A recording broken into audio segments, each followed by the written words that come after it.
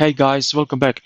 So in today's video I will be showing you how you can delete your account in Character AI for good.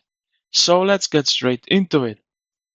So uh, you need to get to the official website of Character AI, so to your profile. Then here on the left side, in the bottom, you will see your profile. So click on that. Then after that, go to settings, click on settings, and here you will choose account. Now you see my current plan is free, but if you look a little bit more down, you will see manage account and data. So click on that, and right here you will see if you're looking from down up to up, you will see the first one is delete account.